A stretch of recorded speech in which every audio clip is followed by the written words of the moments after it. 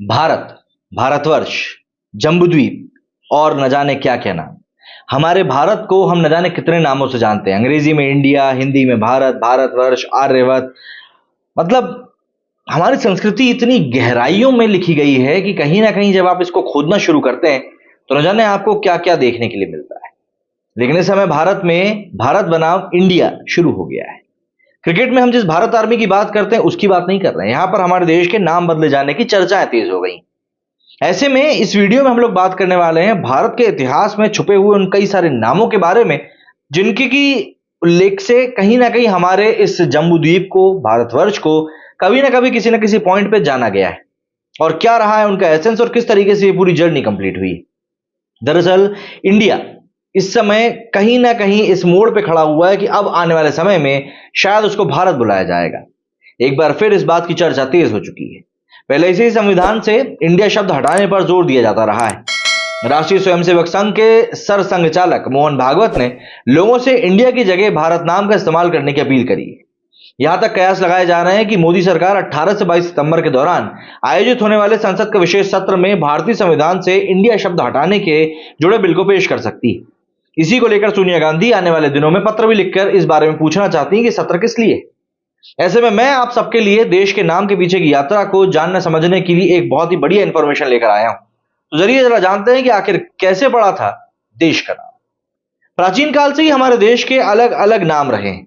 प्राचीन ग्रंथों में देश के अलग अलग नाम लिखे गए हैं, जैसे जम्बूद्वीप, भारतखंड, हिमवर्ष, आजनाब, वर्ष आर्यवर्त। तो कहीं कहीं अपने जमाने के इतिहासकर्ताओं ने हिंद, हिंदुस्तान, भारतवर्ष, इंडिया जैसे नाम दिए। लेकिन इनमें भारत सबसे ज्यादा लोकप्रिय रहा।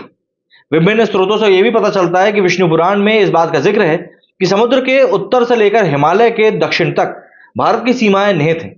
विष्णु पुराण कहता है कि जब ऋषभदेव ने नग्न होकर गले में बांट बांधकर वन प्रस्थान किया तो अपने ज्येष्ठ पुत्र भरत को उत्तराधिकारी दिया, जिससे इस देश का नाम भारतवर्ष पड़ गया। हम भारतीय आम बोलचाल में इस तथ्य को बार बार दोहराते भी रहते हैं कि कश्मीर से कन्याकुमारी तक हमारा पूरा राष्ट्र बसता है। यह भारत का एक छोर से दूसरा छोर है। तो ऐसे में बात यह आती है कि भारत और भारतवर्ष आखिर नाम कैसे पड़ा। इसे लेकर कई दावे किए जाते हैं। पौराणिक युग की मान्यता के अनुसार भारत नाम के कई व्यक्ति हुए जिनके नाम पर भारत का नाम माना जाता है।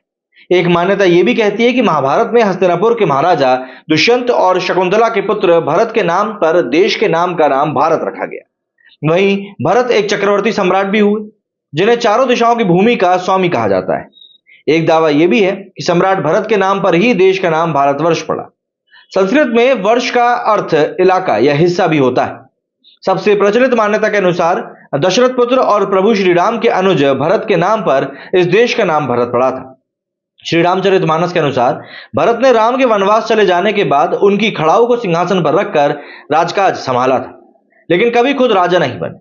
उनके त्याग और एक असीमित प्रेम को देखते हुए उनको एक महान राजा माना गया और उन्हीं के नाम पर देश का नामकरण भी हुआ। वहीं एक मान्यता यह भी है कि नाट्य शास्त्र में जिस भरत मुनि का जिक्र है उन्हीं के नाम पर देश का नाम रखा गया।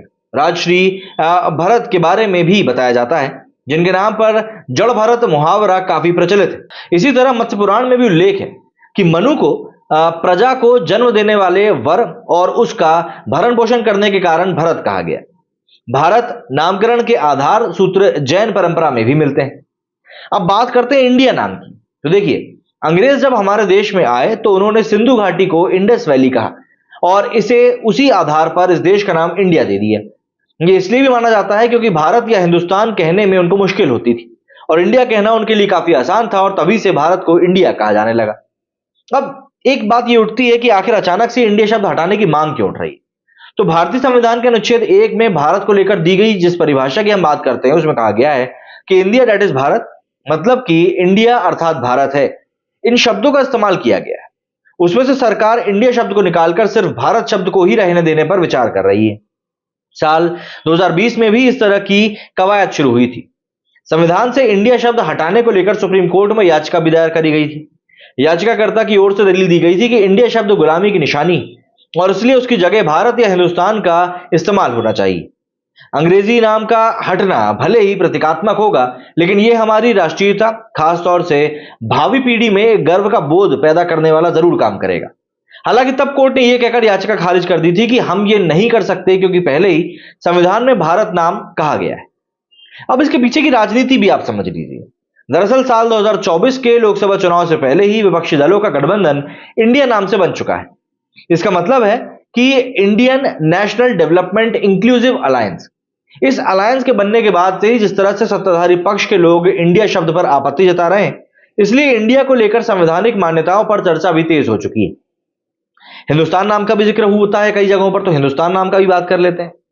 देखिए, दरअसल उस नाम को एक तरह से गंगा जमनी तहजीब की निशानी के तौर पर भारत की एकता और अखंडता का गौरव बखान करते हुए देखा जाता है। यह नाम हिंदुस्तान दिया गया। बताया जाता है कि मध्य युग में तब तुर्क और ईरानी यहां आए तो उन्होंने सिंधु घाटी से प्रवेश किया। वो लोग स अक्षर का उच्चारण ह बोलकर करते थे। इस तरह सिंधु का अपभ्रंश हुआ हिंदू और इसी से मुल्क का नाम हिंदुस्तान हो गया। इसके पीछे कालांतर में हिंदू शब्द से हिंदुस्तान का जिक्र भी होने लगा। इसके अलावा जम्बू द्वीप भी ऐसा शब्द है जिसको कि काफी ज्यादा बार आप सुनते होंगे। कहा जाता है कि जम्बू पेड़ मतलब कि भारतीय ब्लैकबेरी का जो दूसरा नाम है, इसकी वजह से जम्बू द्वीप नाम मिला है।